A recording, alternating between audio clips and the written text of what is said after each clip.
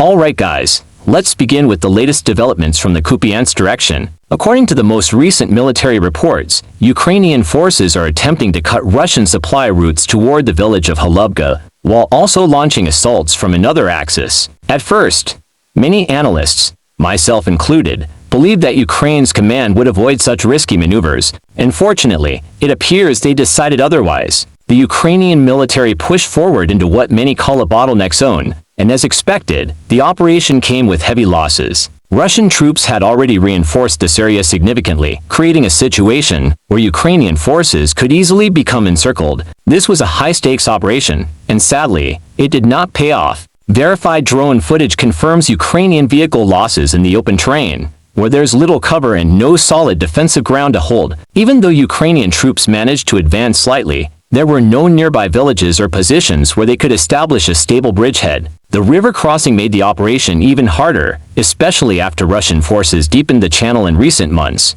In an unusual move, Ukraine deployed improvised armored vehicles, resembling Mad Max-style transports covered in wires and makeshift armor. But Russia's drone superiority in this sector proved decisive. Ukrainian vehicles were detected and stopped before reaching their objectives. Infantry units that followed were left exposed and suffered casualties. It's hard to understand why Ukrainian command repeated tactics that previously failed for Russia in other regions. Driving armored convoys into drone-controlled territory is almost suicidal in today's battlefield environment. No amount of wire or makeshift armor can protect from swarms of FPV drones. This was, sadly, a one-way mission, and the outcome was tragic. I truly hope Ukrainian command learns from this mistake because the price is human lives, the most valuable resource in any war. Now, let's turn to some better news. In Crimea, Ukraine continues to strike deep behind enemy lines. Recently, Ukrainian military intelligence successfully destroyed several key Russian systems, including the Nebo radar and the Buk M3 air defense launcher. Drone footage confirms both were completely destroyed,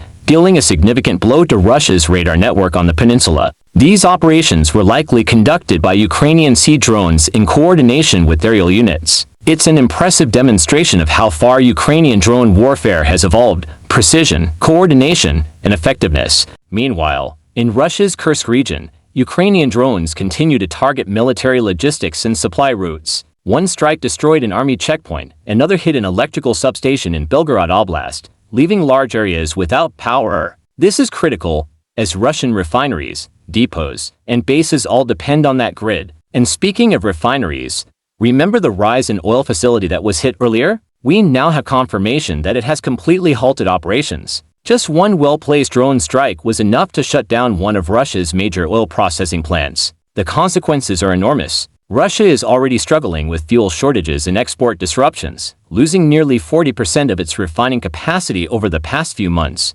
Putin's government now faces the impossible task of defending thousands of strategic facilities with too few air defense systems. Reports from Bloomberg suggest that the Kremlin is even mobilizing additional troops to guard infrastructure. But realistically, soldiers armed with rifles can do little against fast-moving drones. Unless Russia develops new technology or drone nets, the attacks will continue. At the same time, political maneuvering is underway. Putin's close ally Kirill Dmitriev was seen in New York, reportedly trying to negotiate relief from U.S. sanctions by reaching out to Donald Trump's circle. The goal seems clear: find loopholes, ease sanctions, and resume oil trade, especially through Chinese and European intermediaries. But Europe isn't entirely united. Hungary's Viktor Orban has once again vowed to bypass sanctions for what he calls national interest. Still, polls suggest his party's influence is weakening, and a political shift may come soon. Back in Russia, the domestic situation continues to deteriorate. Drone strikes have flattened multiple munition factories, including one near Moscow, where at least 10 workers were killed.